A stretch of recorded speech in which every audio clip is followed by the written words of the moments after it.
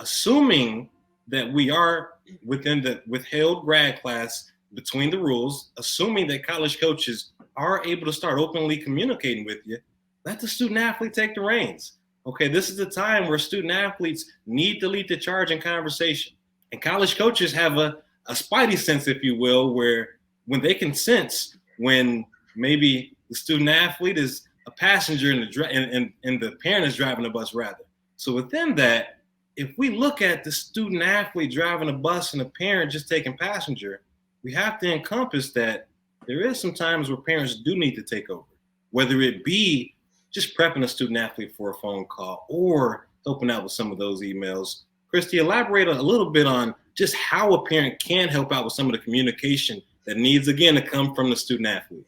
Yeah, I started chuckling a little bit when you brought that up because there have been numerous emails, sent by parents that it's from the student athlete email and it's signed by the student.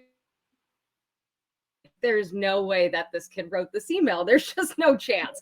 So Phil's right. We do have spidey senses. We completely understand, when parents write emails or if they even have like a script on what to say. I'll tackle emails first. You could absolutely assist your student or your child rather in writing emails. They're not going to know everything. Maybe they don't proofread. Maybe they don't want to take their time. So that's where you could obviously, take a passenger seat there and help them out. When it comes to phone calls, this one could definitely get a little bit tricky again, because we do want to speak to the student athlete.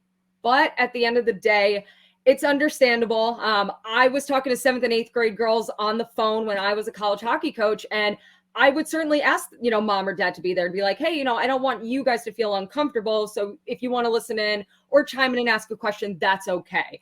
But it's when parents take over the conversation, that's when it's like, I'm going to get off now.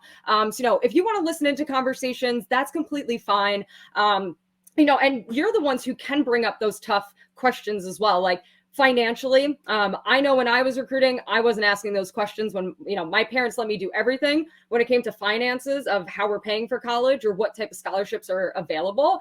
That's something that my parents would help with. And that's perfectly fine to ask.